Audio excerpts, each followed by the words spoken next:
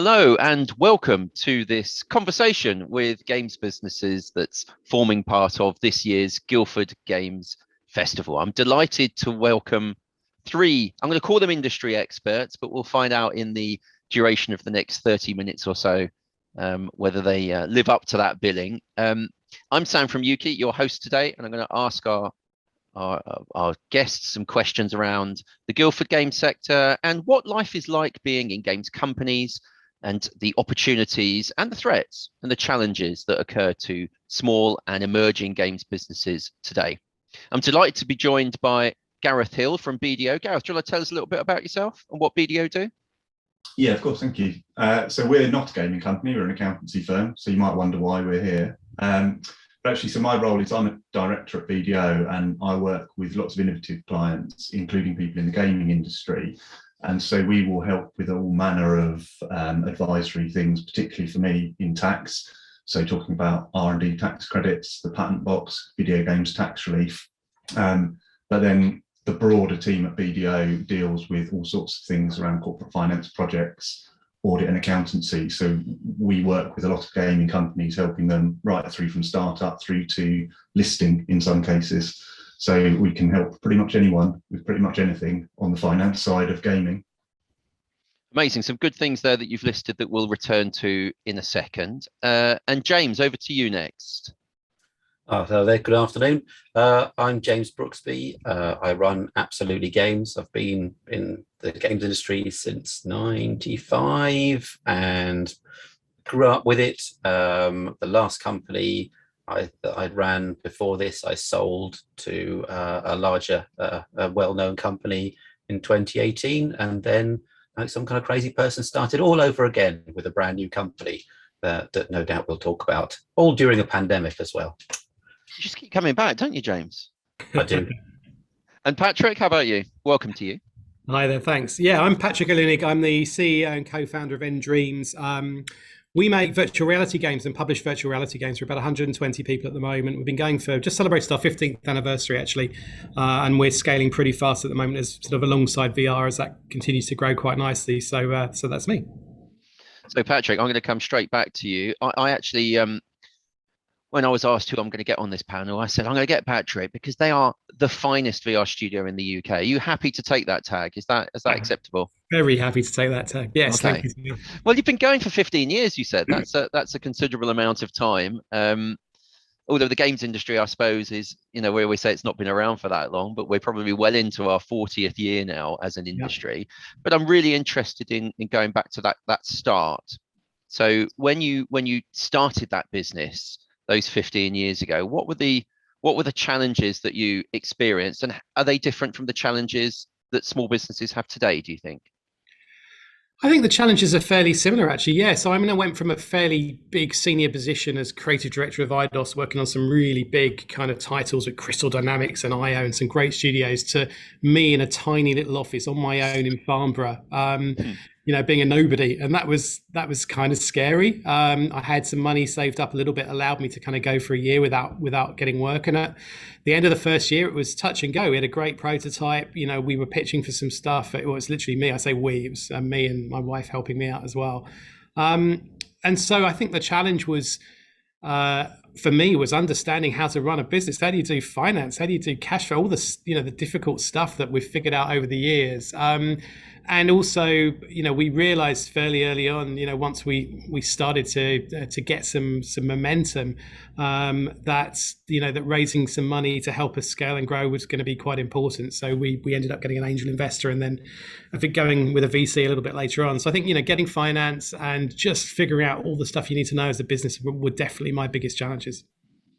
It's interesting, those sort of, we think about the games industry is highly creative, and perhaps the business side is the thing that, not that you get to last, but you're more focused perhaps in those early days on being creative, which I guess makes sense. How about you, James? I don't know. Are you a creative man? You're more of a businessman, aren't you, these days? Oh, I don't know. I think there's definitely a mix. There's definitely a mix. Yeah. One of the reasons that I wanted to start my own company was actually to be able to get back and hands on a bit more, actually. And I've enjoyed a great deal. And it's one of those things that sadly inevitably, as you grow and slightly more successful, it sort of slightly pulls away from you. But I'm accepting of that. I know it's the way it goes. It's the way it works. So yeah, when we started off the brand new company, it was just me, similar to as Patrick said, it was just me talking to investors, but also at the same time writing the early game designs. Then with a couple of contractors, talking to them and relaying what I wanted in terms of the game, and then creating visualizations of what I wanted it to look like. And then it wasn't, as each person came on, that thing was given over to that person. And at the same time, setting up the shareholder agreements and, as I say, working out the tax and all these kind of fun bits and bobs to kick off a business. So you've got to spin lots of plates, right? So I think it's actually relatively rare that somebody is a pure businessman who kicks off a games company. I can't think of many. I think it's always somebody who is 50-50, and then it depends where they want to go, whether they take the mantle of the CEO or the COO, or actually they become pure tech and somebody else does that. There's lots of different ways of skinning this particular cat, I think. Sam, I think 20 years ago, when I was looking at developers, when I was at IDOS, there was a generalization which I think sort of held true, which was that US developers tended to be very, very well managed, very well run as a business, had business savvy people. Quite often the people running them had done MBOs, they really understood what they were doing. And UK developers were run by a programmer who'd, had some success and was, brilliant at programming, but not necessarily so good at the business side. And I think that definitely used to be true. I think it's changed a lot over the last few years. And if you look at, the UK companies now and the very successful businesses, listed on the stock market, it's phenomenal business leaders now who really understand business. But definitely it used to be the case that the US was kind of the place to go for really strong leadership, I think. And also for finance, that sort of mentality of the American studios to go out and pitch like crazy to everyone that they meet, the entrepreneurial spirit, perhaps we were a little bit behind on, shall we say. Yeah. Gareth, we talk about businesses here trying to bring some money in there. At what stage do companies come to BDO's door, and what are the sort of the typical challenges and the things that you can help them with? Yeah, that's a really good question, because there are multiple stages, and Patrick alluded to a couple of them. The kind of the seed funding, which was his money. Then you move through to the kind of the first prototype, if you like, at which case there's often a funding round at that stage, and it builds up, and at every stage there's value for having an advisor involved and helping you through that. So in those early stages, Patrick talked about the business angel. One of the big things you can look at there is making sure that you're CDIS or EIS compliant, because that gives great relief to the investors. And effectively, if you don't do that in a competitive market, you're not going to be competitive, because that hedges their investment. And we do a lot of work with companies, not just gaming companies, all sorts of companies around that. And that gives confidence to the investor that you're on top of these things, and that you're taking the right approach. It makes their money go further, so you're more likely to get a better outcome in terms of their investment. So that's Can you tell us a little bit more about what kind of, who would benefit from the things like the EIS and SEI schemes then? What kind of people is that trying to attract? I mean, it really is, anyone can benefit, and particularly the CDIS is about getting small investors and collective, such that you get a kind of a good outcome. But it can give you income tax relief, which obviously is always a nice thing to hedge some of your tax.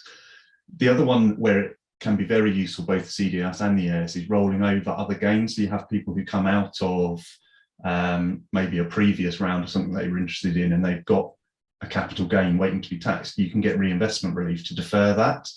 So again, it gives them that good timing outcome. So it is only a deferral, but it means if they then make a good outcome on this particular investment, it can push again, and ultimately you can end up with tax exemptions through CDIS and EIS. So really, it's anyone from someone dabbling in a small investment and interested in what you're doing, right through to institutional sort of angels. So it's a really broad range, and that also allows you to diversify where you're taking money from, which can be a good thing. So if we think there's a small business out there at the moment, let's give some practical advice to some of the studios out there. At what stage should they come and have a chat with you? And what are the sort of the first 2 or 3 things that you're going to want to get them to have a look at, Gareth? What do you reckon? So I think the earlier the better, because if you can plan and if you can start to pay attention to the business side, that puts you in a good position when you do need to go to market, when you do need to raise the finance. So I would always say one of the big challenges for people is that ability to build a relationship with an advisor, to think about the business thing first, because often you will say, well, I want to get my prototype done, or I want to get to a certain stage, but actually there are some things to do to make sure that you've got a good due diligence file effectively, to show what you've been doing, to show what your code is and all of those things, and also that your accounts are in order. People like to see a good audit trail, not necessarily that you would need an audit, a statutory audit, but knowing that your files are in order, and an advisor can help with that. And then in terms of the things we would want to talk about, you would be looking at, well, are you making your R&D claims? Have you thought about video games tax relief claims? Have you thought about whether anything you're working on platform-wise might be patentable? The patent thing in particular comes a lot later in terms of the value it derives, but thinking about it early is a good thing. Because if the answer to that question is yes, we could do, that again opens up something to an investor where you say we could potentially access a 10% tax rate further on in this. Again, that's a good thing to be able to say to your investors. Firstly, it shows you're on top of things, but secondly, it shows that the net available for distribution in the future might be more. That's a good point. Good point. Let's talk about video games tax relief and R&D, shall we, just for a second? I mean, what a fascinating subject. No, more importantly, these are things that really do support and help businesses to get a foothold and grow.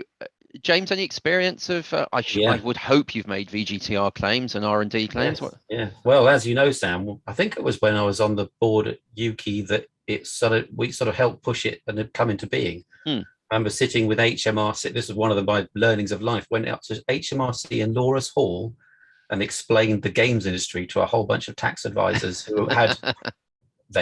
How were they to know how our industry is structured? I can't remember what year that would have been. 2014, I can't remember. Yeah, maybe 14, 13, yeah. Something like that, 13. Well, thanks, James, for bringing VGTR to the video game industry. Yeah, it's not all, no, it's not. There was a lot of people doing that, as I know, Sam. Okay. And, everybody pushed. I just remember being part of it happening and very proud that we all did it, because it's made a huge difference to our industry. Huge difference, because we weren't necessarily on a competitive landscape with the rest of the world, or some parts of the world. We had terrible brain drain at times because other countries had great tax advantages for companies setting up, especially when all the Canadian tax breaks were set up in the sort of early 2000s. So it really put us back in a competitive place, which was really good.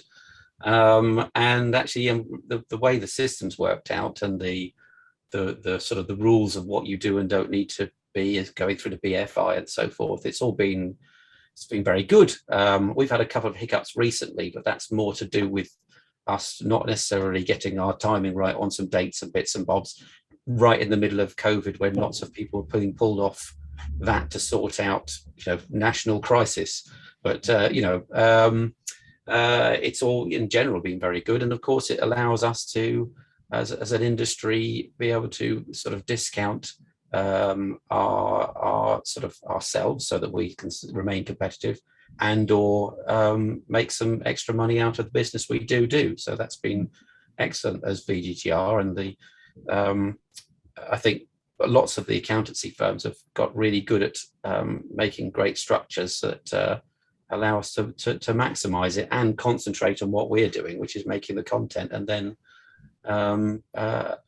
support ourselves financially through it. It's been very good, actually. Excellent. Patrick, and what about your experience with those things? Are you making claims? How do you find the process? Absolutely. Yeah, so actually a bit like James, I was on the advisory panel when we did VGTR, when I remember going to the Treasury and doing some meetings there about it. And to be honest with you, it's been phenomenally useful. If you're a game developer in the UK and you're not claiming R&D and VGTR, you are burning money. You're setting fire to money. You need to know about that. EIS and SEIS, you need to know if you're looking for investment. It's absolutely critical. But even if you're not looking for investment, you've got to understand VGTR and R&D. It's such a brilliant scheme. It massively helps the UK. As James said, we were losing a lot of people to Canada. I know lots of people that were flying out to Montreal and Vancouver to get jobs out there. And actually, it's almost coming back the other way now, which is fantastic and really, really positive. And I think a lot of that is down to this scheme. It's brilliant, and you've got to understand it. So Gareth, in terms of understanding these claims, what are the pitfalls? What are the things that people get wrong, or is it genuinely a fairly seamless process? There are things where you can go wrong. In R&D in particular, for a small business, having any sort of subsidy or grant can rule you out being able to claim the most beneficial.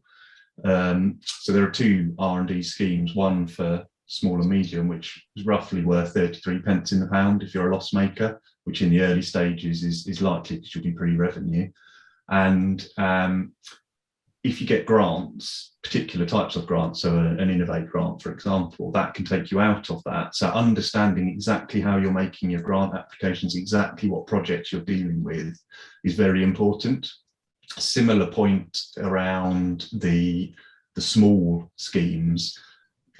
If you have overlap between R&D and VGTR, you can only claim on one, and actually you can end up with projects dropping out if you're not careful. And that plays to the point James made about some of the structures. Often the structures are driven by really clearly demarking projects such that you can claim VGTR in a special purpose vehicle, for example, and R&D in your main trader. Makes it very easy for the revenue to see that distinction, so you don't get embroiled in trying to explain why they're different. And so whilst they sound like fairly simple little things, I come back to the point I made earlier, which is if you're just focused on getting stuff done, those little details are the things that get missed, and that can drive problems with your claims. One thing I'd say on understanding things as well, we were talking about SEIS and EIS. When we did SEIS, EIS, oh crumbs, trying to think, again, a good number of years ago, shall we say, it was slightly easier, and even that has some slight changing rules that meant when I did it for this company at the back end of 2019 and into 2020, there was a couple of things that I just went, it'll be fine. Last time we did that, it wasn't just fine, and it cost us time and effort. I mean, it wasn't fatal or anything, but it was slightly nerve-wracking for a moment because we'd actually just applied in a similar manner that we had done in previous years. So I think it's, again, good keeping up to date and understanding the latest sort of rules and what's being looked for to ensure that you can still be SEIS, EIS compliant, because that does matter, because we did take a seed fund through SEIS, and then the angel round was a mixture of SEIS and EIS blended, as well as international sort of non-tax accredited investment. So all those things blended together, and it's not too complicated. And again, having a good lawyer and accountant to walk through it with you is really what you need. That point of staying up to date is vital, not just because you can have a downside, but by staying up to date, there can be real upsides. So you see the things that come out. The R&D and VGTR rules tend not to change, but when they do, it's normally a better thing. So in the recent budget, there was the talk of cloud computing and digital, and including claims and developments around that. That I suspect, and I know we might talk about the future of gaming later, I suspect that would be interesting to gaming companies. The quid pro quo being that they're removing non-UK activities. So for some studios, that's going to be quite a big deal because they do have people outside the UK on their books. So that's going to change things. And so there'll be opportunities around that as well as threats. So always staying up to date is crucial to get the best out of things and make your money last. It's been some great guidance there for certainly startup and small businesses. So thank you very much for looking at those issues. Just moving forward, Gareth's already alluded that we're going to talk about the future, but before the future, let's talk about now.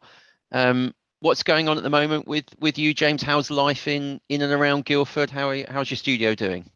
Well, I suppose the now at the moment is that partly due to the pandemic, partly due to just people gradually realizing that the games industry is a fantastic investment, which has taken some time, by the way, because when we were talking about investment back in the day and why it was great in California and so on, I used to, schlep around Europe and the UK in the 2000s, and nobody wanted to invest.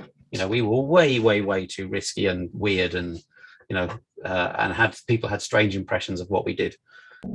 So it's been and is currently super on fire. We are a hot place for people to invest, for money coming in globally. The fact that the big people who are pushing out the platforms, the publishers, the retail end of it have all made lots of extra money, so that's flowing down. So there's more projects and more wanting to be made, and bigger projects. It's incredible. And for me, what that means for me is that we've grown from, as I said, myself and then a couple of contractors last year, the beginning of last year. And we're now past 20 people, and we're still recruiting and growing and all that kind of thing. All originally started from this, the garage I'm sat in there, the blurred out garage I'm sat in now. But we've got a bit of an office space, and we're growing. But the challenge that we've all got, although we've done pretty well with our recruitment, is that there's only so many games makers. There's only so many people. So let's say there's, I don't know, actually you'll know, Sam, let's say there's 15,000 games people in the UK. We're all recruiting off of each other, in fact, because there's a finite number of people, and there's only so many people coming through that are going to come into the industry. So it's causing a fascinating wage inflation and a highly competitive environment, and that combined with people wanting to work or working from home as well. So it's again, one of the reasons I love this industry is it's never every 2 years or so, for whatever reason, it's completely different from 2 years previously, and it's always changing, and it's changed again, and it's changing right now, but it's all for good. It'll be good. A challenge. It's a good point about the number of vacancies. The latest estimates countrywide, nationwide in the UK, is just over 3,000 vacancies in the games industry at the moment, and they're not necessarily being filled particularly quickly. That number doesn't seem to be changing. If anything, it's inching up. So I guess that's the sort of the challenge of talent, and at least you're in a good area, aren't you? In Guildford, does it help you attract more talent? It does. It does. Of course, location is changing, because what does that mean when you've got hybrid and remote working? But of course, it is a great location, and that has helped us all the way through the whole process. From the first investments through to the further investments through to publishing deals, is that they know that this is a fantastic area, and that should we want to recruit and grow, and we've got a fantastic region to draw from, and it means that there's talented people who aren't going to have to move to wherever it is in the UK, the Outer Hebrides or whatever, to come join us. Clearly it has changed, because people can be, I've got people working across the UK and Europe as well for me, and they can work remotely and so forth. But that's all shifting sands as well, because I know some companies wanted to put their feet down and say it's everybody in the office or else, but actually they ended up leaking people, and then they couldn't recruit anybody. So that's changing as well in the face of recruitment. It's quite a good time to be a recruiter, probably. Yeah, we're in the wrong job. Gareth, I'm going to come back to you in a second. I'm just going to plant a thought here for a second for you to think about. What can BDO and businesses in your areas do to help companies sort of retain talent? We'll come back to that in a second. Patrick, what's the latest on nDreams? I mean, numbers growing by the sound of it, but following your introduction, how are you finding the market at the moment? Yeah, as James says, it's a really hot, exciting market. There's loads of M&A going on. There's lots of investment. There's lots and lots of people getting into the games, and the same is true of the VR market and AR as well, actually, as it is with traditional gaming. The games industry, slightly embarrassingly, has done really well through COVID, and everyone's kind of realised how strong the industry is. It's sort of finally dawned on big multinational film companies and TV companies that actually they really need to be part of this. So it's gone crazy. There's companies opening up everywhere, companies, scaling and growing. As James says, recruitment is a real challenge at the moment, and not just for companies like us, but the big publishers are struggling to retain people because there's lots of new studios opening up, offering big salaries as well. So it's a challenge, but an exciting one because things are changing so rapidly. And we've opened a new studio this year, but rather than being nDreams Brighton or nDreams Birmingham, it's nDreams Orbital. It's a virtual studio that doesn't have a location. It is a in the ether virtual studio, which is exciting. So we've still got our main studio here in Farnborough with people coming in 2-3 days a week on average, and that's working really nicely. But for some people who just want to be remote and live miles from everywhere else, we're offering that with our new studio Orbital, and in fact we may have some other studios opening up soon. Watch this space. So lots of growth happening at the moment. Yeah, but how am I going to put Orbital on the map? I've got a map of UK games companies. Where it just hang above it. You need a little virtual space somewhere. Yeah, but you need to pick somewhere out at sea that represents the whole of the UK. Like, that would be nice. Somewhere out here we go.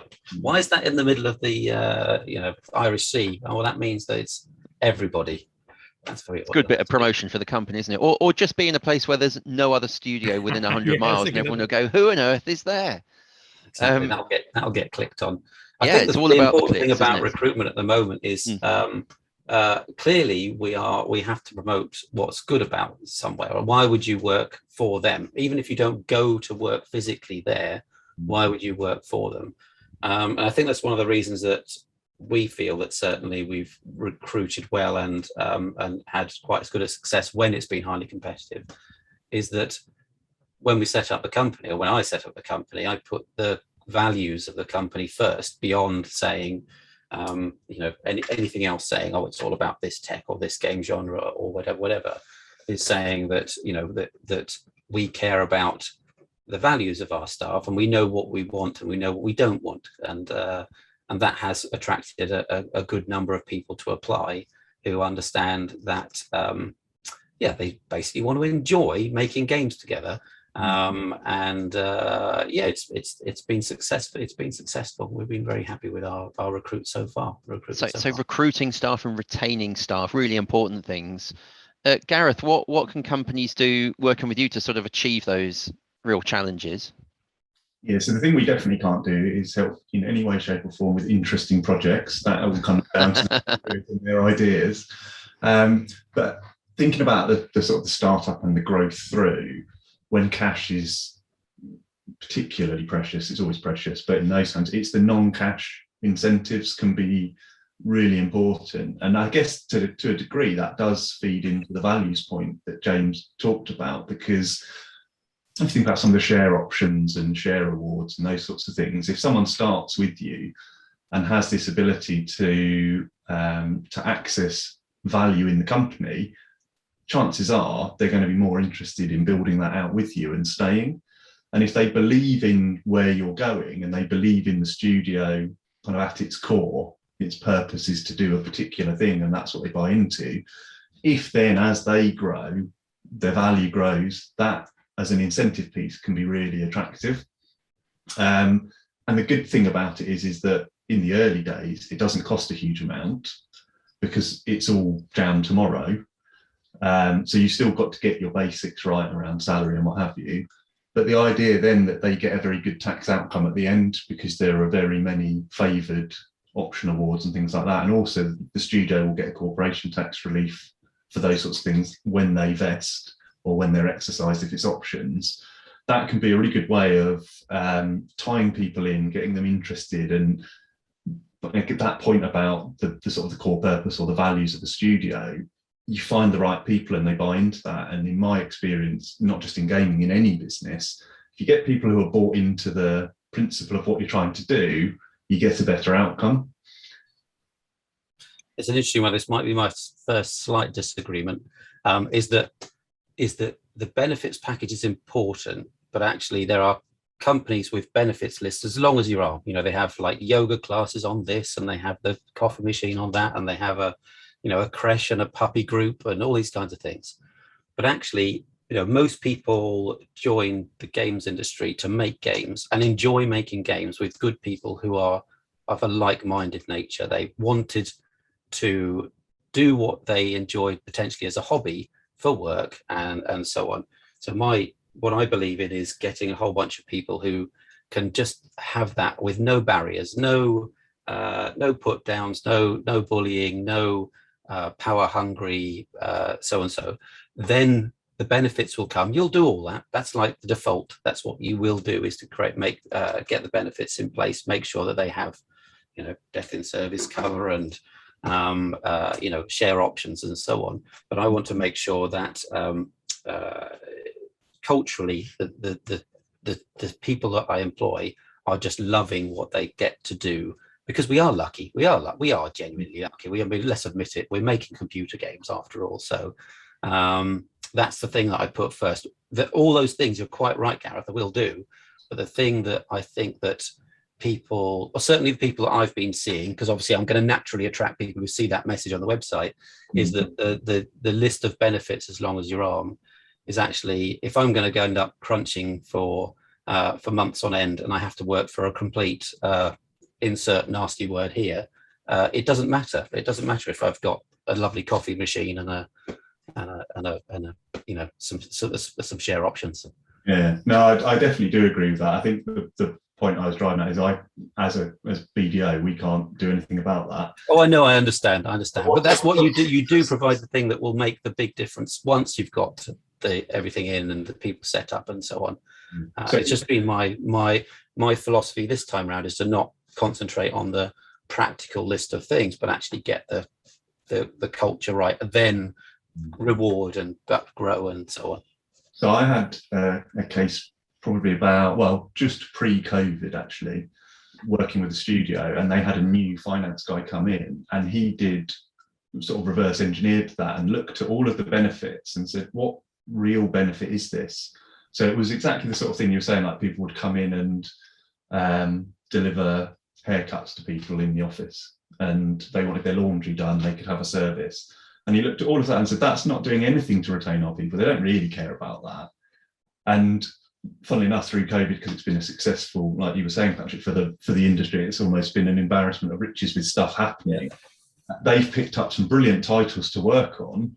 That's been a far bigger retention piece than anything they could have designed in terms of benefits and perks and all of those things. Because ultimately, that, like you say, that's what gets people out of bed, isn't it? They want to work on something good and say, I did that. I've made a note to see whether UKIE will start doing my washing for me. Thank you for that idea, Gareth. That could be exceptionally useful. Yeah, on the list. Oh, I love it. When we have little round tables of members sort of sharing the way that they're working and coping in lockdown and supporting staff, I get an amazing long list of things that companies are doing to support their staff that I can then go back to my boss and say, this is what the industry is doing, and we're different because we're not doing it. Let's see if that works. Yeah, don't believe everything you hear, though. Be careful with that, Sam. There's some where you're like, really? I don't think so. Well, I believe everything you say, James, but I'm going to park you for 1 minute. I'm going to come to Patrick, and we're going to look just for the last couple of minutes at where we could be going. So we've heard about some of the really we've actually covered quite a lot of life of a games company here in such a short period of time. So we've not necessarily dived too deeply into it, but we've looked at some of those key things around finance, some of the challenges of recruitment and expanding and retaining staff. But let's get into some of the fun stuff. Where are nDreams? Where is the industry going to be going in the next few years? We're on the crest of a wave at the moment. Funding is coming in. There's lots of talent that wants to transition into our sector. But where do you see the industry going, either from an industry perspective or even your own perspective?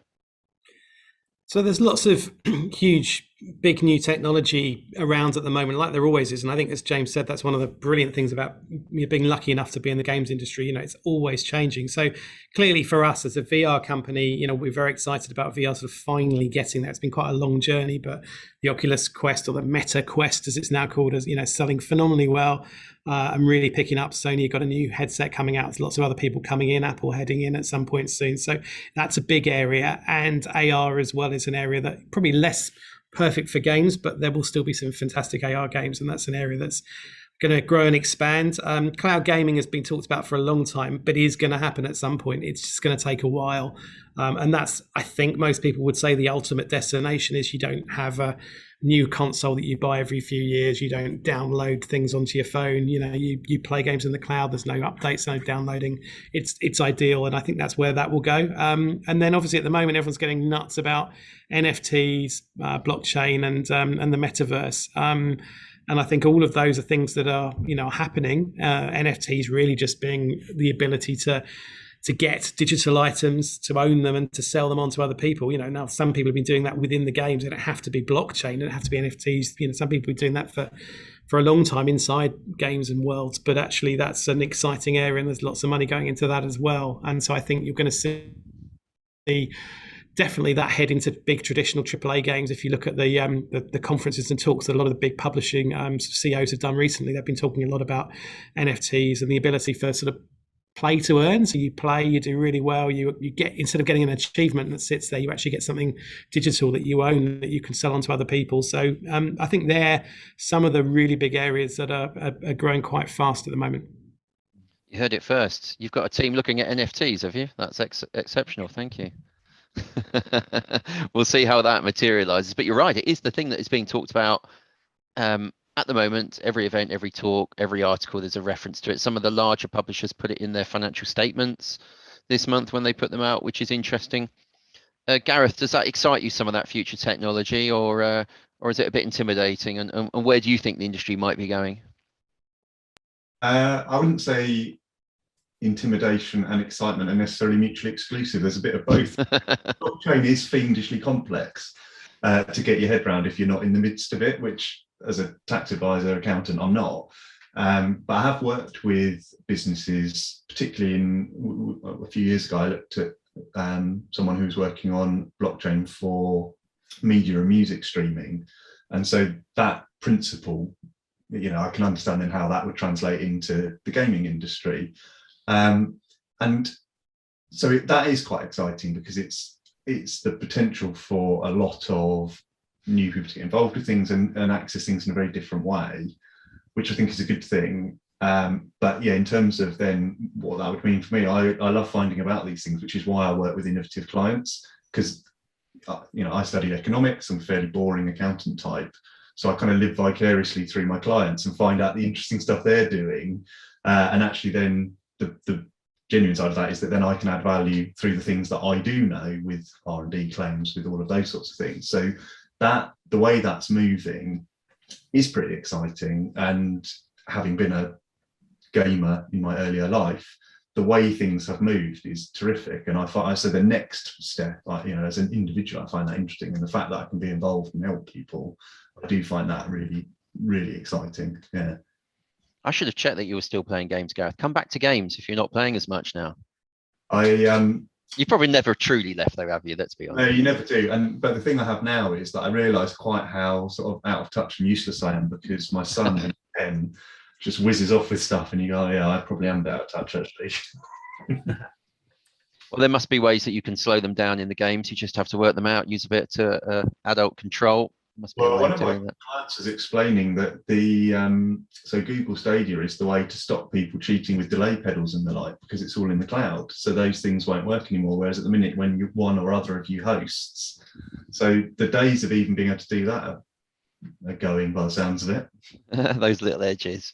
James, talking about the future, what's for your business? Where are you heading? Where's the industry really heading? So, well, I think that we're in, really early days where we are still, I'd say. I mean, what's incredible is that the amount of activity in the industry has meant that even though my company is just coming up to, it's just around 2 years, that there is so much possibility and excitement. And that's the thing at the moment. In fact, I've got a meeting after this to sit down and talk about possibility and what might be our second project and our R&D that we might do on top of what we're currently doing.